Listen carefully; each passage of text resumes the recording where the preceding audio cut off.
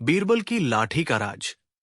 मुगल सम्राट अकबर के शासनकाल में दरबार न केवल न्याय और नीति का केंद्र था, बल्कि रहस्यों और चमत्कारों की भी जन्मभूमि रहा है। जब बीरबल जैसे चतुर और तर्क शक्ति से भरे मंत्री वहां उपस्थित हो, तो समस्याएं चाहे कितनी भी पेचीदा क्यों न हो, हल निकल ही आता था। लेकिन एक दिन दरबार में ऐसा रहस्य आया जिसने बीरबल तक को भ्रमित कर दिया। ये कोई सामान्य चोरी, झगड़ा या साजिश नहीं थी। ये थी लाठी का राज। एक ऐसी लाठी जो न केवल बोली, बल्कि हत्या और साजिश की गवाही भी देती थी। या शायद ऐसा कुछ और था जिसे सबने अनदेखा कर दिया। आगरा की गलियों में पिछले 2 महीनों से अजीब अजीब घटनाएं हो रही थी। महलों में चोरी होती, किसी धनवान व्यापारी का गुप्त खजाना गायब हो जाता, तो कभी किसी मंत्री की संदिग्ध मृत्यु हो जाती। खास बात यह थी कि इन सब घटनाओं में कोई भी सुराग नहीं मिलता। लोग डरने लगे थे, अफवाहें उड़ने लगी। कोई कहता कि यह सब किसी जिन का काम है, तो कोई इसे काले जादू की करतूत मानता। लेकिन सम्राट अकबर जानते थे कि डर से सच्चाई नहीं बदलती। बीरबल, मुझे सच जानना है। इन घटनाओं के पीछे कौन है? अकबर ने एक दिन दरबार में गंभीर स्वर में कहा। बीरबल मुस्कुराए नहीं। इस बार वे गहराई से सोच में डूबे हुए थे। जहां राज खुलते हैं, वहां कोई राज छुपा होता है, और जहां हर किसी को शक हो, वहां शक करने वाला सबसे बड़ा अपराधी होता है। अकबर थोड़ा चौंके। मतलब यह है हुजूर, बीरबल बोले, कि हमें उस चीज से शुरुआत करनी होगी जो दिखती सबसे मामूली है, कुछ ऐसा जो हर घटना में सामान्य रहा हो। 3 दिन बाद एक बूढ़ा फकीर दरबार में एक लाठी लेकर आया। उसकी आंखें लाल थी, चेहरा झुर्रियों से भरा। उसने बीरबल से कहा, मुझे आपकी मदद चाहिए। ये लाठी मेरी नहीं है, ये किसी और की आत्मा है। ये बोलती है, लेकिन सिर्फ चुपचाप। बीरबल ने उस लाठी को ध्यान से देखा। वो सामान्य दिखती थी, लकड़ी की, बिना कोई नक्काशी। लेकिन जब उन्होंने उसे हाथ में लिया, तो कुछ असामान्य महसूस किया। वो हल्की नहीं थी, न भारी। उसके वजन में अजीब संतुलन था, जैसे कोई अंदर छिपा बैठा हो। बीरबल ने पूछा, तुम इसे कहां से लाए? मुझे ये यमुना किनारे मिली, एक झाड़ी में छुपी हुई। साथ में खून के धब्बे थे। फकीर ने कांपती आवाज में कहा। अब बीरबल सतर्क हो गए। उन्होंने तुरंत उस जगह पर सिपाहियों को भेजा, और वहां से मिली एक पुरानी चादर, एक अंगूठी और किसी प्रकार की रस्सी के टुकड़े। पर लाठी के साथ ये सब क्या कर रहे थे? जैसे जैसे लाठी की चर्चा बढ़ी, दरबार में कुछ लोग असहज होने लगे। खास तौर पर मंत्री अजहर, सैनिक कप्तान सुलेमान और दरबारी कवि माधव। ये तीनों बार बार बीरबल से सवाल करने लगे। लाठी में ऐसा क्या है जो इतनी चर्चा का विषय बन गई? क्या ये बस एक अफवाह नहीं? कहीं ये बीरबल की कोई नई चाल तो नहीं? बीरबल ने चुप रहना चुना। वो इन सवालों में ही जवाब ढूंढ रहे थे। रात के तीसरे पहर बीरबल ने वो लाठी अपने कमरे में रखी। अंधेरे में जब सब सो रहे थे, एक धीमी सी सरसराहट हुई। बीरबल उठे। लाठी खुद ब खुद फर्श पर लुढ़क रही थी, बिना किसी हवा के, जैसे कोई उसे चला रहा हो। वो लाठी जाकर एक किताब की अलमारी के नीचे रुक गई। बीरबल ने अलमारी हटवाई। वहां एक चिट्ठी मिली। उस चिट्ठी में लिखा था, जिसे तुम देख नहीं सकते, वही सबसे बड़ा गवाह है। आवाज वहीं से आएगी जहां सब चुप है। बीरबल अब पूरी तरह इस रहस्य में उतर चुके थे। बीरबल ने सभी संदिग्धों को एक एक करके बुलाया। उन्होंने हर किसी को वो लाठी पकड़ाकर एक सवाल पूछा, अगर ये लाठी बोलती तो तुम्हारे बारे में क्या कहती? मंत्री अजहर हंसा, ये लाठी मेरे बारे में कहेगी कि मैं ईमानदार हूं। सुलेमान ने कहा, ये कहेगी कि मैं देशभक्त हूं। कवि माधव बोला, ये कहेगी कि मैं सत्य का सेवक हूं। पर बीरबल ने देखा, सिर्फ अजहर के हाथ में लाठी कुछ ज्यादा देर तक भारी महसूस हुई। अगली रात लाठी से अचानक एक अजीब आवाज आई, जैसे किसी ने बहुत धीमी लेकिन तीव्र चीख मारी हो। बीरबल ने दरवाजा खोला, पर कोई नहीं था।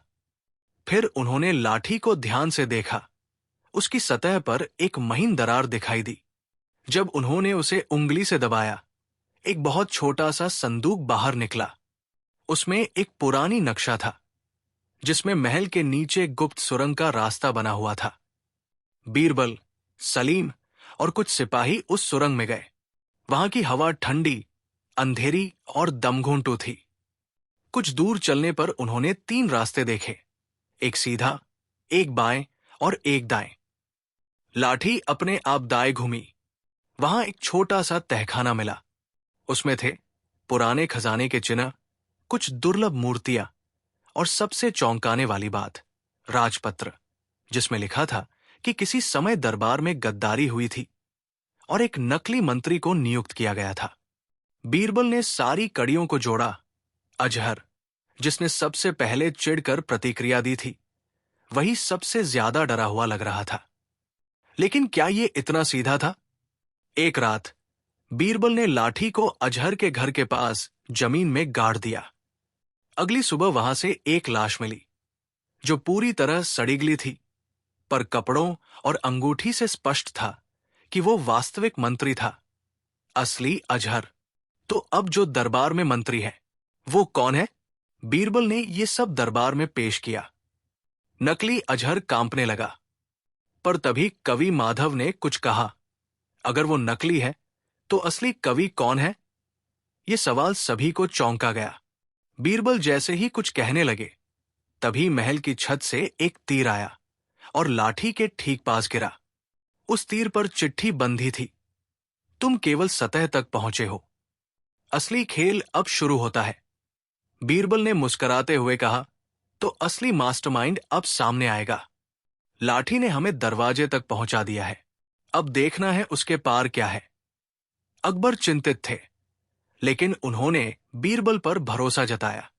और ठीक उसी रात लाठी गायब हो गई। रात बीत चुकी थी, लेकिन सम्राट अकबर की नींद आंखों से कोसों दूर थी। महल के पहरेदारों को सतर्क किया गया, महल के हर कोने की तलाशी ली गई, लेकिन बीरबल की वो रहस्यमयी लाठी कहीं नहीं मिली। अकबर ने बीरबल से पूछा, क्या यह संभव है कि कोई उसे चुरा कर ले गया हो?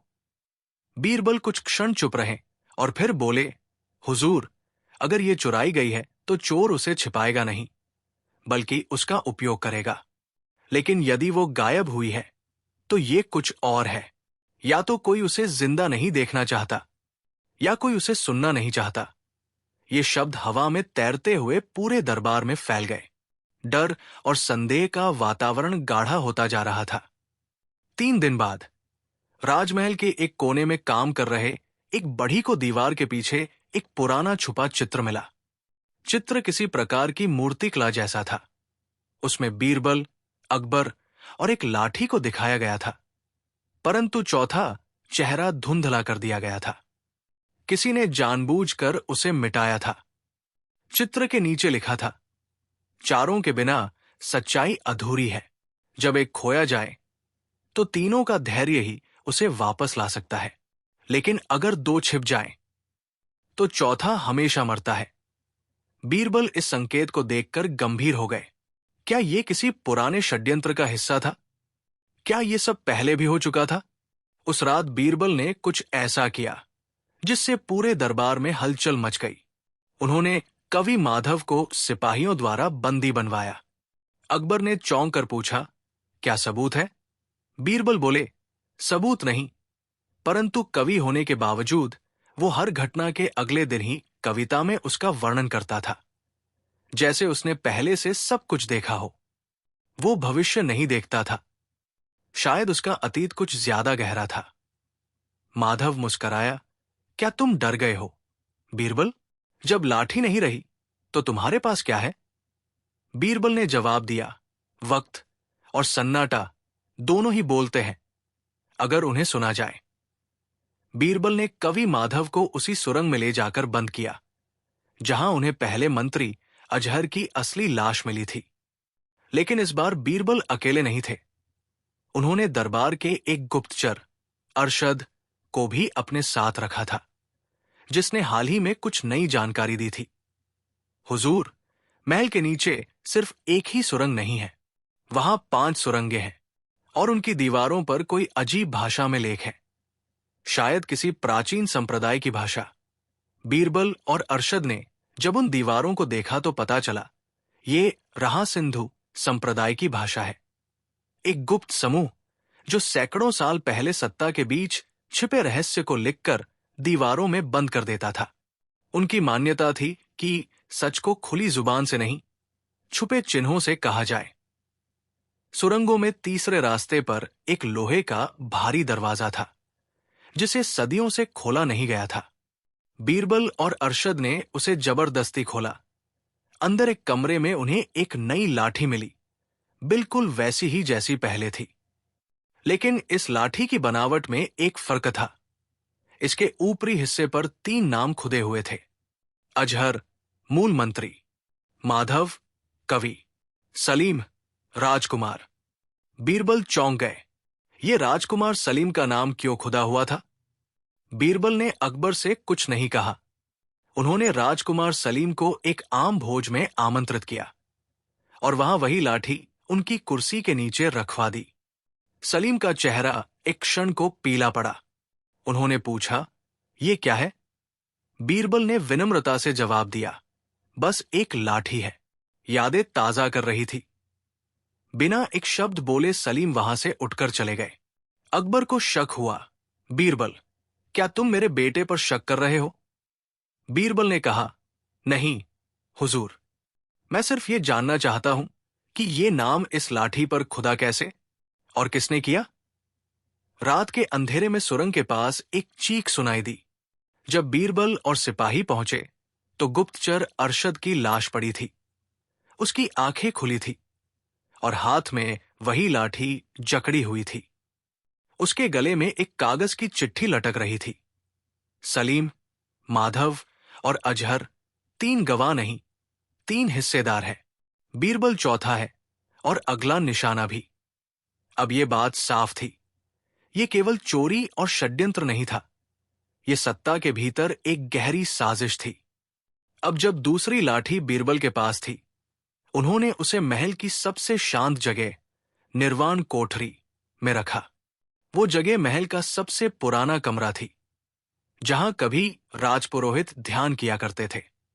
रात को जब बीरबल वहीं रुके, उन्होंने पहली बार लाठी से शब्दों जैसी ध्वनि सुनी। 4 में से एक झूठा है, 2 मौन है और एक मर चुका है। अगर तुम 5वें को ढूंढ लो तो सत्य जीवित रहेगा। बीरबल ने सवाल किया, 5वां कौन? लेकिन कोई उत्तर नहीं मिला। सिर्फ दीवार पर एक चिन्ह उभरा, हाथ में तलवार और आंख में छाया। अब बीरबल को समझ में आने लगा कि ये 3 नाम, अजहर, माधव और सलीम, असल में एक गुट के सदस्य हो सकते हैं। वे सत्ता पर कब्जा करने की योजना वर्षों से बना रहे थे। लेकिन चौथा, असली बीरबल, जो शायद असली गवाह था, अब लक्ष्य था। और 5वां, एक ऐसा शख्स जो किसी नाम से नहीं जाना जाता, पर शायद हर जगह मौजूद था। बीरबल ने दरबार में सबके सामने ऐलान किया, मेरे पास 2 लाठियां हैं, एक जो बोलती थी और एक जो सुनती है। मैं अब तीसरी लाठी की खोज करूंगा, जो चुप है लेकिन अंदर सबसे ज्यादा सच छिपा है। और मैं तब तक चैन से नहीं बैठूंगा जब तक 5वें को खोज न लूं। अकबर कुछ कहने ही वाले थे कि एक सिपाही दौड़ता हुआ आया और बोला, हुजूर, महल के पीछे के कुएं से एक तीसरी लाठी मिली है और उस पर खुदा है बीरबल। महल के पीछे गहरे सूखे कुएं से निकली तीसरी लाठी ने पूरे दरबार को एक बार फिर चौंका दिया। ये लाठी अन्य दोनों से अलग थी। काले रंग की लकड़ी से बनी, उस पर चांदी की परत जड़ी हुई थी और सबसे चौंकाने वाली बात यह थी कि इस पर सिर्फ एक ही नाम खुदा था, बीरबल। जब बीरबल ने उसे अपने हाथ में लिया तो लाठी का तापमान सामान्य से ठंडा था, जैसे उसमें से ऊर्जा खिंच रही हो। एक अजीब सी झुनझुनाहट बीरबल की हथेलियों में समा गई। उस रात बीरबल ने वो लाठी अपने कक्ष में रखी और अकेले ही बैठ गए। उन्होंने सारी घटनाओं को क्रम में जोड़ने का प्रयास किया। पहली लाठी बोलती थी। दूसरी लाठी सुनती थी। तीसरी लाठी शायद याद करती थी। क्या ये लाठी उनकी अपनी पहचान से जुड़ी थी? बीरबल को अब खुद पर शक होने लगा था। उन्होंने सोचा, क्या मैं वही बीरबल हूं जिसे मैं मानता हूं? या मेरे अतीत में कुछ ऐसा है जिसे मैं भूल चुका हूं? क्या ये तीसरी लाठी मुझे मेरा अतीत दिखाएगी, या वो चेहरा जिसे मैं आज तक नहीं पहचान पाया? लाठी के स्पर्श से उन्हें अचानक एक सपना आया। एक बच्चा जो जंगल में खो गया था, उसे एक साधु ने उठाया था और अपने साथ पहाड़ पर ले गया था। वहां उसे पढ़ाया गया, तर्क सिखाया गया और नाम दिया गया बीरबल। लेकिन सपना यही खत्म नहीं हुआ। उसी साधु के पास एक और बालक था। उसकी आंखें चमकती थी, पर चेहरे पर रहस्यमयी मुस्कान थी। तुम्हारे जैसा दिखता था, पर वो मैं नहीं था। तो फिर वो कौन था? बीरबल ने स्वयं से पूछा। बीरबल ने अब महल के पुरालेख विभाग की ओर रुख किया। वहां पुरानी हस्तलिपियां और चित्र मौजूद थे। उन्होंने 20 वर्षों पुराना दरबारी चित्र निकाला। उसमें बीरबल के चेहरे से मिलता जुलता एक और व्यक्ति था, जो गुप्तचरों की सूची में आचार्य सुदर्शन के नाम से दर्ज था। उसके बारे में लिखा था, कभी राजगुरु था, सत्ता की समीकरण में हेरफेर करता था, एक दिन लापता हो गया। संदेह है कि वो किसी और रूप में महल के भीतर ही मौजूद है। क्या बीरबल स्वयं उसका रूप थे, या वो अब भी दरबार में मौजूद था, पांचवें चेहरे के रूप में? इसी बीच कवि माधव को जेल से बाहर निकालने का आदेश किसी ने नकली फरमान से दिलवाया। लेकिन जब बीरबल को पता चला, उन्होंने तुरंत सुरक्षा बल को सक्रिय किया। माधव को पकड़कर जब दोबारा उससे पूछताछ की गई, तो उसने कहा, तुम सब मुझे सिर्फ कवि समझते रहे, पर मैं असल में एक लेखक नहीं, दस्तावेज हूं, जो इतिहास की काली स्याही में छिपे रहस्य को जानता है। मैं जानता हूं वो कौन है जिसने पहले मंत्री की हत्या की, जिसने पहली लाठी बनाई, और जिसने तुम्हें बीरबल बनाया। बीरबल ने कड़े स्वर में कहा, बोलो, वो पांचवा कौन है?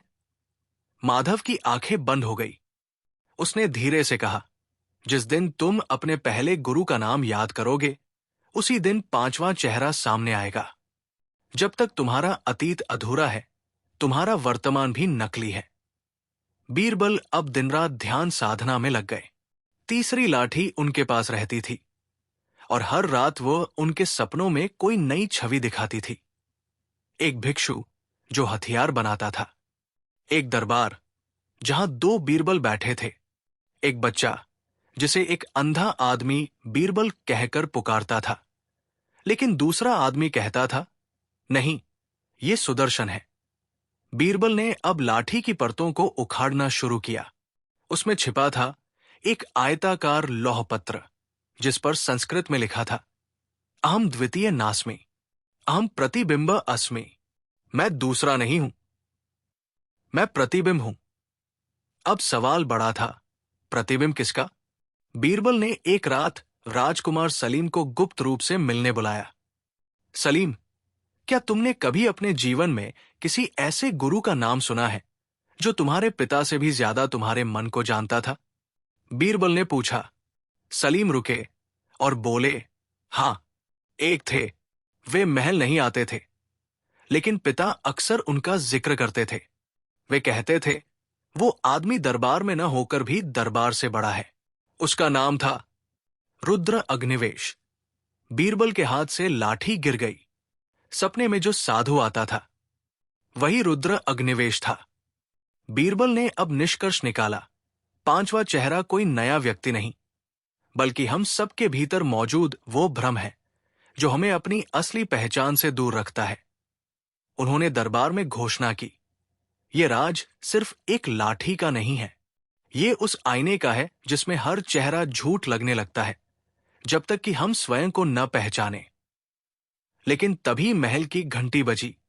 किसी ने अगवा कर लिया था राजकुमार सलीम को। लाल रेशमी कपड़े में लिपटी एक चिट्ठी आई। अब तक तुमने अतीत टटोला, अब भविष्य तुम्हें चुनेगा। अगला चेहरा वो होगा जो तुम सोच भी नहीं सकते। बीरबल दरबार से बाहर निकलते हैं। तीनों लाठियां उनके साथ है, एक बोलती, एक सुनती और एक याद करती। पर अब उन्हें चौथी की तलाश है, जो काटती है, क्योंकि अब वो जान गए हैं पांचवा चेहरा न सिर्फ कोई इंसान है, वो एक छाया है जो उनके भीतर भी हो सकती है। राजमहल में अराजकता का माहौल था। सलीम की गैर मौजूदगी दरबार की सबसे बड़ी कमजोरी बन गई थी। बीरबल अब चुप नहीं थे, लेकिन वो चिंतित जरूर थे। तीनों लाठियां उनके पास थी और अब उन्हें लगने लगा था कि ये महज लकड़ियां नहीं, बल्कि कुंजी है उस द्वार की जो छाया के सम्राट तक खुलता है। चिट्ठी में लिखा था, जिसे तुम बचा नहीं सकते, उसके लिए निर्णय लेना पड़ेगा। 3 लाठियां छोड़ दो या एक उत्तराधिकारी खो दो। बीरबल ने चिट्ठी को बार बार पढ़ा। उन्होंने उसके कागज की बनावट, स्याही की गंध और शब्दों के लहजे को परखा और उन्हें कुछ अजीब लगा। ये चिट्ठी आधुनिक नहीं है, इसकी भाषा प्राचीन राजलिपि में बदली गई है। बीरबल बुदबुदाए। इसका मतलब था कि अपहरणकर्ता कोई आम दुश्मन नहीं, बल्कि कोई ऐसा व्यक्ति था जिसे दरबार की पुरानी गुप्त परंपराओं का ज्ञान था। अगली सुबह बीरबल ने दरबार के सभी प्रमुख शिल्पकारों और वैद्यों को बुलवाया। उन्होंने तीनों लाठियों को खोला, उनकी संरचना का अध्ययन किया और पाया पहली लाठी में अंगुलियों के निशान थे, लेकिन वो किसी शाही हस्ताक्षरकर्ता के नहीं थे। दूसरी लाठी में ताम्रसूत्र छिपा था, जिसमें राजगुप्त सुरंगों का नक्शा था। तीसरी लाठी में रक्त के अंश मिले, लेकिन वो बीरबल का नहीं था। बीरबल के मन में एक झटका लगा। उन्होंने तुरंत आदेश दिया, महल की गुप्त प्रयोगशाला में तीसरी लाठी से निकले रक्त का मिलान करवाओ। जब परिणाम आया तो वो राजकुमार सलीम के रक्त से मिलता था। बीरबल स्तब्ध थे। लाठी जिसे याद करती थी, वो सलीम था। अंधेरी रात थी। बीरबल ध्यान मुद्रा में बैठे थे। तीनों लाठियां उनके सामने रखी थी। उन्होंने एक दीपक जलाया और फिर तीसरी लाठी को दोनों हाथों से पकड़ा। धीरे धीरे उन्हें सपनों की तरह दृश्य दिखने लगे। सलीम किसी गुफा में बैठा है, बेड़ियों में जकड़ा हुआ। सामने बैठा एक व्यक्ति है। उसकी छाया दीवार पर लंबी सी खिंची है, लेकिन चेहरा अंधेरे में छिपा है। वो सलीम से कहता है, तेरे नाम के पीछे जो इतिहास छुपा है, उसे तुझसे पहले मैं जान गया था। फिर वही छाया बीरबल की ओर मुड़ती है और कहती है, अब तेरा सामना खुद तुझसे होगा। बीरबल का ध्यान टूट गया। उसके माथे पर पसीने की बूंदें थी। राजपुरोहितों की प्राचीन पांडुलिपियों में बीरबल ने एक संदर्भ देखा। पांचवा चेहरा कोई नया नहीं होता, वो पहला होता है जिसे बाकी 4 छिपाते हैं। इसका अर्थ था, शुरुआत से ही कोई एक ऐसा व्यक्ति था जिसे दूसरों ने गलत पहचान दी। अब तक बीरबल 4 लोगों पर शक कर चुके थे, मंत्री अजहर, कवि माधव, राजकुमार सलीम, आचार्य सुदर्शन, संभवतः लुप्त। लेकिन पांचवा, वो कौन हो सकता था? या कहीं बीरबल ही तो। प्राचीन ताम्रसूत्र ने बीरबल को एक जगह पहुंचाया, महल के उत्तरी कक्ष में फर्श के नीचे छुपा हुआ एक द्वार, जिस पर खुदा था शून्य सभा, जहां निर्णय से पहले दर्पण रखे जाते हैं। इस कक्ष में बीरबल अकेले गए। वहां 4 सिंहासन थे और पांचवा खाली। हर सिंहासन के पीछे एक दर्पण था और उन दर्पणों में बीरबल को अलग अलग चेहरों के प्रतिबिंब दिखे। पहला, रोता हुआ बच्चा।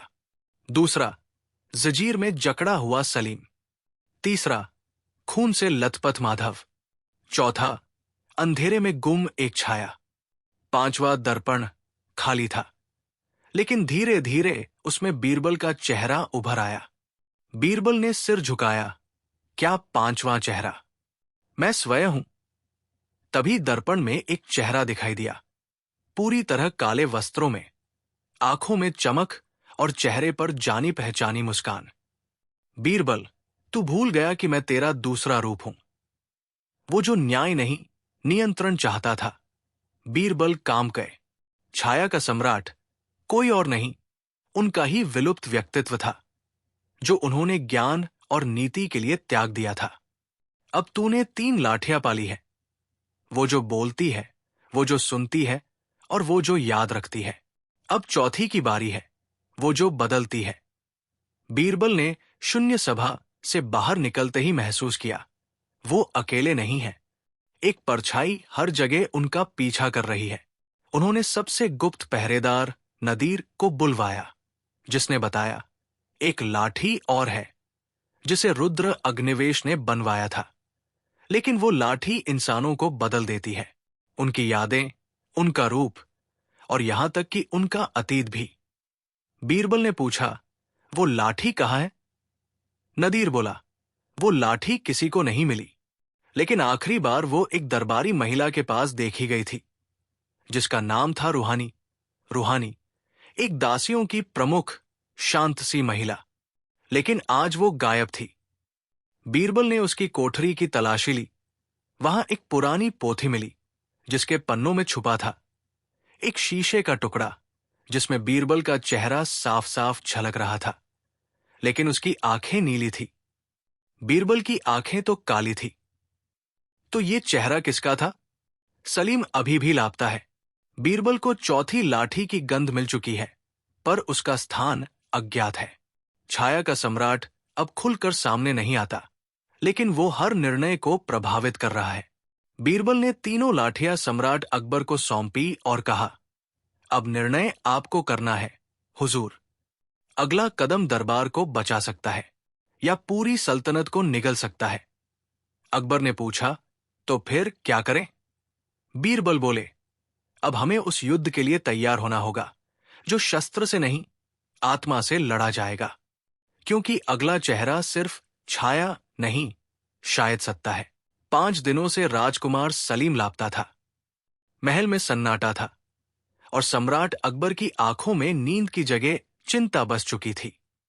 बीरबल, जिन्होंने तीनों लाठियों को एक कोष्ठ में बंद करवा दिया था, अब चौथी की तलाश में निकल पड़े थे। वो लाठी जो बदलती थी, जिसका अस्तित्व न केवल सच को छिपा सकता था, बल्कि इतिहास की दिशा भी मोड़ सकता था। राजमहल के पुराने रेखाचित्रों में छुपे एक संकेत के आधार पर बीरबल को मालूम हुआ कि किसी समय महल में एक छिपा हुआ दरवाजा हुआ करता था, जिसे सत्ता का द्वार कहा जाता था। ये वही स्थान था जहां पर पुराने समय में राजदंड को सुरक्षित रखा जाता था। एक प्रतीकात्मक लाठी जिसे सिर्फ सम्राट ही छू सकता था। बीरबल के मन में सवाल गूंज रहा था, क्या चौथी लाठी वही राजदंड है? बीरबल को एक पुराना वैद्य मिला, बुजुर्ग और नेत्रहीन। उसे सब दादू वैद्य के नाम से जानते थे। बीरबल ने उससे पूछा, क्या आप सत्ता के द्वार को जानते हैं? दादू हंस पड़ा, जानता हूं बेटा, मैं तो वहां पैदा हुआ था। राजदंड को छूने वाला पहला अंधा था, जिसने सब देखा था। बीरबल ठिठक गए। दादू वैद्य बोला, सत्ता का द्वार दिखता नहीं है, सुना जाता है। जब 3 लाठियां एक साथ एक ही दिशा में झुकें, तब चौथी स्वयं रास्ता बनाती है। बीरबल ने उसी रात तीनों लाठियां एक पुराने हवन कुंड के चारों ओर रखा। आधी रात को अचानक जमीन हिली और वहां एक गोलाकार फर्श का हिस्सा नीचे धंस गया। नीचे अंधकार था और सीढ़ियां सत्ता की गहराई में उतरती चली जाती थी। सीढ़ियों से नीचे उतरते हुए बीरबल को हर दीवार पर शाही चित्र मिल रहे थे, पर हर चित्र में एक अजीब बात थी। हर चित्र में सम्राट अकबर के बगल में एक बीरबल खड़ा था, लेकिन हर चित्र में बीरबल का चेहरा थोड़ा अलग था। कभी अधिक गंभीर, कभी बहुत शांत, कभी पूरी तरह परछाई में। क्या मैं हर बार अलग हूं? बीरबल ने स्वयं से पूछा, और फिर एक चित्र ने उसे रोक दिया। उस चित्र में सम्राट के पीछे खड़े बीरबल की छाया में एक और चेहरा था, जो मुस्कुरा रहा था, और उसी चित्र के नीचे लिखा था, जिसे तुम समझते हो बीरबल, वो शायद खुद को ही नहीं जानता। भूल भुलैया के अंत में बीरबल एक कक्ष में पहुंचे, जहां केवल एक दीपक जल रहा था, और उसके सामने वही चेहरा बैठा था जो उसे सपनों में दिखता था।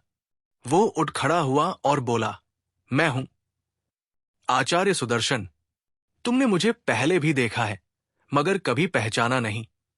बीरबल चौंका। तो क्या तुम ही वो पांचवा चेहरा हो? बीरबल ने पूछा। आचार्य सुदर्शन ने सिर हिलाया। नहीं, पांचवा चेहरा वो होता है जिसे सब पहचानते हैं, पर कोई देख नहीं पाता। मैं सिर्फ दरवाजा हूं, जिसके पार सत्ता की असली परीक्षा है। बीरबल ने पूछा, तो फिर सत्ता का द्वार कहाँ है? सुदर्शन ने इशारा किया। तेरे भीतर। सत्ता का द्वार खुलने से पहले बीरबल को तीनों लाठियों का परीक्षण करना था। बीरबल ने उससे सवाल किया, क्या मैं बीरबल हूं? लाठी से उत्तर आया, तुम वो हो जिसे लोगों ने बीरबल मान लिया, पर जो तुम थे वो शायद किसी और को सौंप दिया गया। बीरबल ने उसमें फुसफुसाकर कहा, क्या मैं योग्य हूं? कुछ देर बाद आवाज आई, किसी बच्चे की, जो कह रहा था, अगर तुम योग्य हो तो क्यों खुद को बार बार साबित करना पड़ता है? इस लाठी को पकड़ते ही बीरबल को एक और सपना आया, जिसमें वो खुद को एक कैदी के रूप में देख रहे थे, और बाहर खड़ा था एक बीरबल जो सलीम को जेल में डाल रहा था। तो क्या कोई और मेरा रूप लेकर दरबार चला रहा है? बीरबल को एक सीढ़ी दिखाई दी, ऊपर जाने वाली। उन्होंने वो सीढ़ियां चढ़ी और पहुंचे एक कक्ष में। वहां सलीम बैठा था, पतला, थका हुआ, लेकिन आंखों में स्थिरता। बीरबल ने पूछा, तुम ठीक हो? सलीम बोला, हां, लेकिन अब मैं वो सलीम नहीं रहा जिसे तुम जानते थे। क्यों? क्योंकि मैंने वहां वो देखा जो कोई नहीं देख सकता था। मैंने तुम्हारा सच देखा। सलीम बोला, मेरा सच? हां, तुम्हारे भीतर दो चेहरे हैं, एक जो सबके लिए है और एक जो सिर्फ तुम्हारे लिए है। मैं दोनों से मिला हूं। आचार्य सुदर्शन ने तीनों लाठियों को एक वृत्त में रखा। उसने चौथी लाठी निकाली, काली, कटीफटी, धातु और लकड़ी से बनी, और उसे उस वृत्त के मध्य रखा। धीरे धीरे जमीन कांपने लगी और एक स्वर्णिम द्वार ऊपर उठा। यह है सत्ता का द्वार, जहां विचार नहीं, इरादा परखा जाता है। सुदर्शन बोला, इसमें केवल वही प्रवेश कर सकता है जो अपने चेहरे को पहचान ले। बीरबल ने कदम बढ़ाया, लेकिन तभी दरवाजा बंद हो गया। दरवाजे पर लिखा उभरा, अगर तुम बीरबल हो तो अंदर प्रवेश पाओगे, अगर तुम नहीं हो तो बाहर ही रह जाओगे। लेकिन अगर तुम दोनों हो तो शायद दरवाजा खुद को तुमसे छिपा ले। बीरबल चुप थे। उनके पीछे खड़ा सलीम धीरे से बोला, अगर तुम सत्ता के लिए बने हो तो क्या तुम अपने सत्य को छोड़ सकोगे? बीरबल ने चौथी लाठी उठाई और दरवाजे की ओर देखा। एक ओर अतीत था, वो लाठी जो बोलती थी, सुनती थी, याद रखती थी। दूसरी ओर भविष्य था, वो लाठी जो बदलती थी। लेकिन उनके हाथ में अब सत्य था, और सवाल बस एक, क्या वो सच में बीरबल है? और तभी अंधेरे में एक और बीरबल प्रकट हुआ। दरवाजे की अंधेरी परछाई में एक और छवि उभरी, एक दूसरा बीरबल। उसकी आंखों में वही विचित्र शांति थी, लेकिन चेहरा धीमा मुस्कुरा रहा था। ऐसा मुस्कान जो बीरबल के अपने चेहरे से बहुत अलग थी। दोनों एक दूसरे की ओर बढ़े। बीरबल, असली, अपनी तीन लाठियां कसकर पकड़े हुए, पूछा, तुम कौन हो? दूसरे बीरबल ने धीरे से उत्तर दिया, मैं तुम्हारी परछाई नहीं, मैं तुम्हारी पूरी चेतना हूं। वो हिस्सा जिसे तुमने आपत्ति मानकर या सत्ता के लिए दबा दिया। बीरबल ने पलटकर देखा। उसकी तीन लाठियां कनकन बनकर कांपने लगी। दरवाजे का स्वर्णिम कवच उन दोनों के बीच जैसे खड़ा हो गया हो। उसकी चमक मंद पड़ चुकी थी। दूसरे बीरबल ने कहा, तुमने शासन संभाला, नीति बनाई, फैसले दिए, लेकिन तुमने कभी अपने भीतर के उस बीरबल को नहीं देखा जिसने सबसे पहले कभी सीधा प्रश्न पूछा था। असली बीरबल ने कहा, लेकिन मैं तो सत्ता और न्याय के लिए बना था, तुम्हें भूलना ही मेरा धर्म था। दूसरे ने मुस्कुराते हुए कहा, नहीं, तुम्हारे भीतर दो सच है, एक बाहर दिखने वाला और एक वो जो अंदर आग भड़काता है, और जब तक दोनों साथ नहीं आते सब अधूरा है।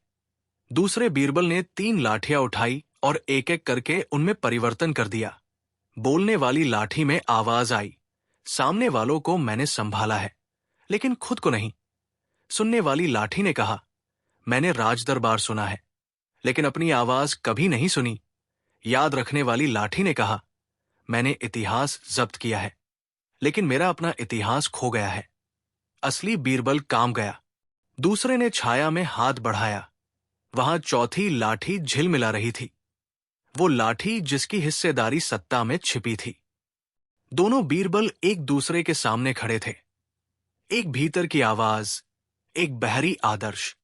दूसरे ने कहा, अब अगला कदम वो होगा जो तुम्हें खुद ही तय करना होगा। मैं यहां इसलिए आया हूं कि तुम अकेले उस दरवाजे का सामना न करो। असली बीरबल ने प्रश्न किया, तो क्या करने दो चारों लाठियों को लेकर? दूसरे ने उत्तर दिया, पहली 3 लाठियां तुम्हारी पहचान की परतें हैं। चौथी लाठी सत्ता की आंच है। अगर तुम उसे पहचान दोगे, तुम वो बनोगे जो तुम हो, वरना तुम सिर्फ एक चेहरा ही रह जाओगे। असली बीरबल ने फिर उन 3 लाठियों को फर्श पर रखा और धीरे धीरे चौथी लाठी को उठाया। वो लाठी चारों लाठियों के मध्य में अजीब तरह से झिलमिला रही थी। उसकी चमक सत्ता और शक्ति की चेतना जगाती थी। दोनों बीरबल ने मिलकर लाठी को झुकाया, और जैसे ही वो झुकी, समस्त दीवारें कांपने लगी। दर्पणों में चित्र बदलने लगे। सत्ता का द्वार खुला, लेकिन उसके पार कोई चेहरा नहीं था, सिर्फ खाली सिंहासन।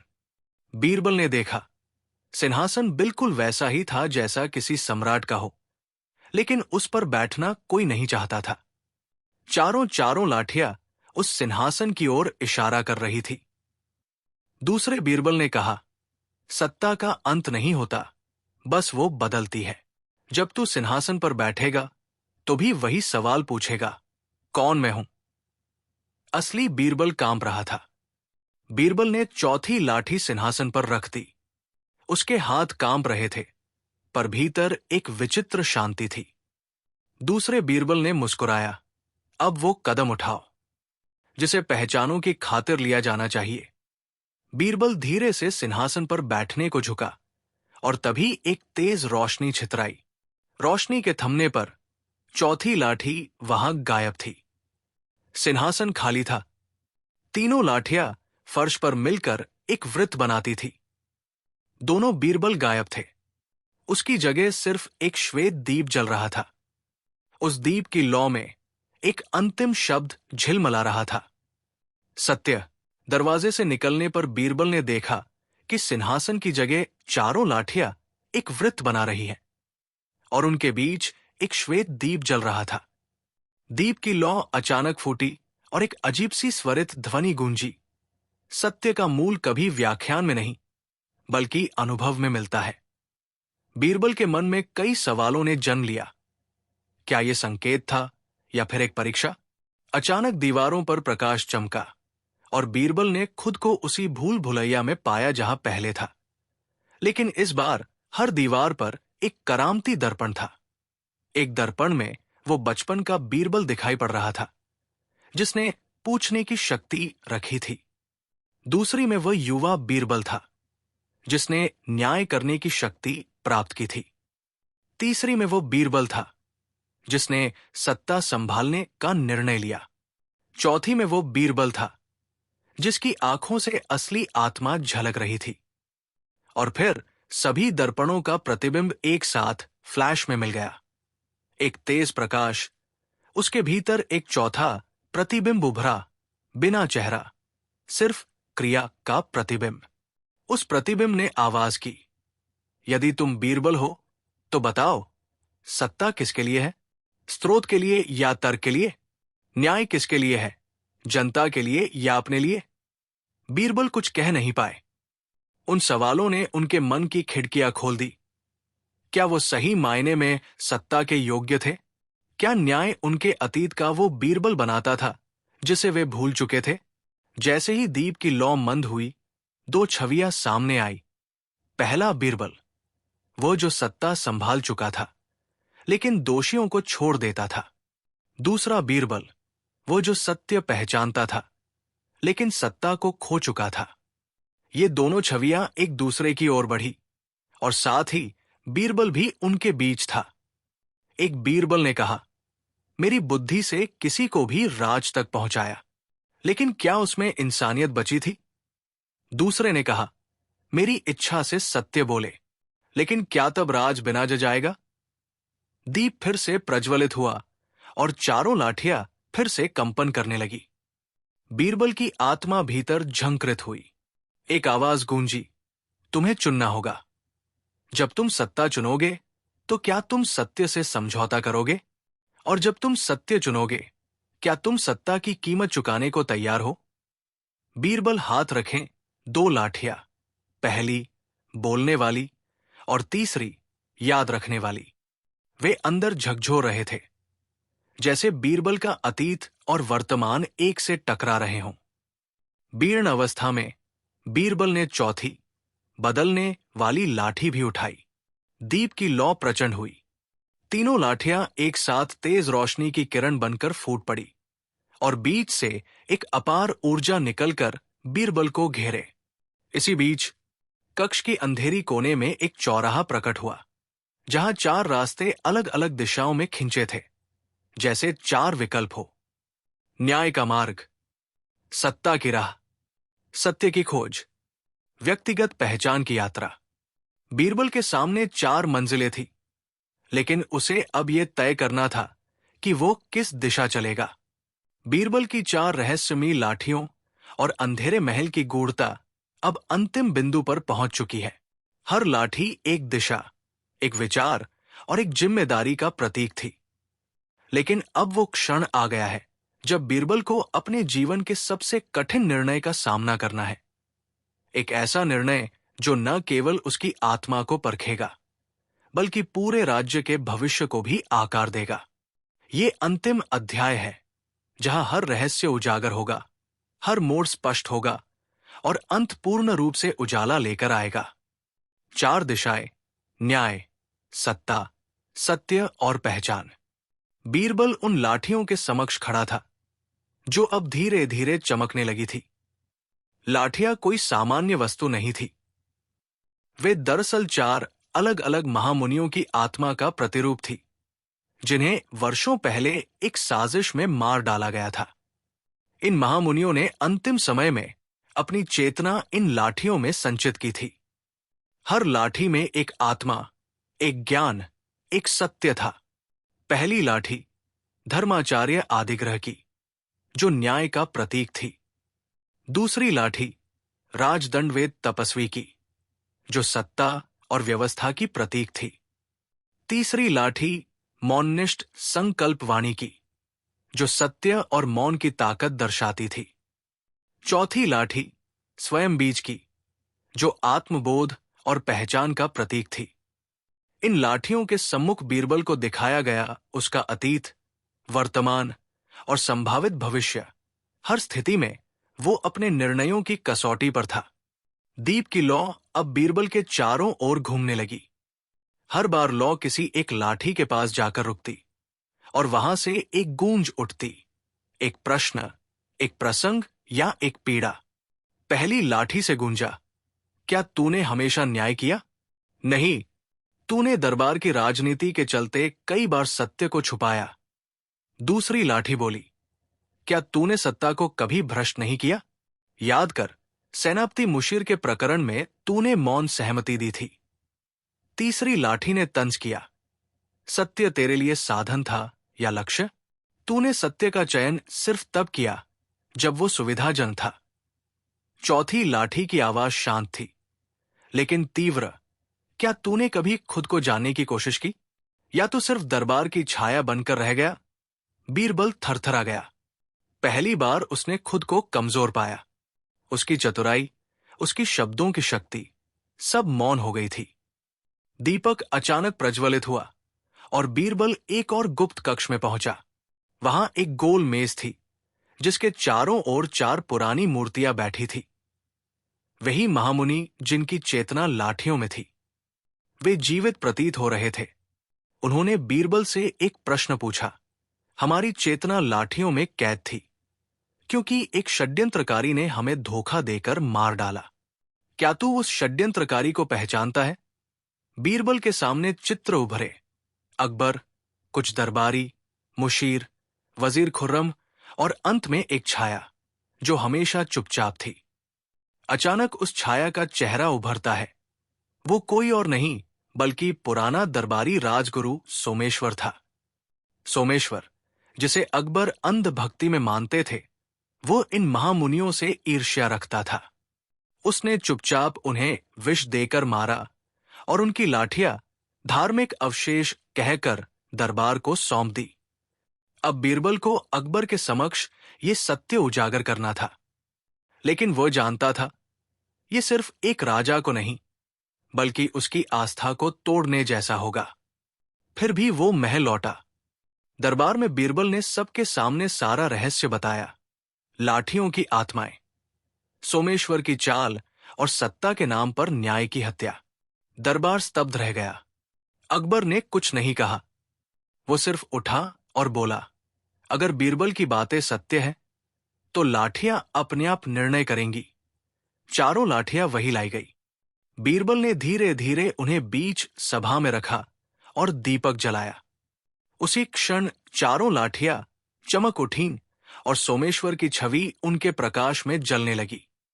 दरबार में किसी ने कुछ नहीं कहा, केवल सन्नाटा था। सोमेश्वर अब जीवित नहीं था, लेकिन उसकी आत्मा अब मुक्त थी। लाठियां धीरे धीरे धूल में बदल गई। उनकी चेतनाएं मुक्त हो चुकी थी। बीरबल को लगा कहानी समाप्त हो गई है, लेकिन तभी दीपक से अंतिम स्वर निकला, सत्य अब उजागर हो गया है, पर अब ये तू तय करेगा कि क्या तू सत्ता में रहेगा या सच्चाई का मार्ग चुनेगा। अकबर ने बीरबल को देखा और कहा, राज्य को बुद्धि की जरूरत है, लेकिन उससे पहले समर्पण की। बीरबल कुछ नहीं बोला। उसने अपनी पगड़ी उतारी, सिंहासन के सामने रखी और कहा, जहां लाठियां टूट गई वहां मैं सत्ता नहीं संभाल सकता। बीरबल ने दरबार त्याग दिया। अगली सुबह वो एक छोटी सी कुटिया में ध्यानमग्न मिला। उसका चेहरा शांत था। अकबर ने फिर कभी किसी को बीरबल की जगह नहीं दी। राज्य चलता रहा, लेकिन वो प्रकाश जो बीरबल लाया था अब मौन हो गया था। चारों लाठियां इतिहास बन गई, लेकिन उनकी कथा समय में अमर हो गई।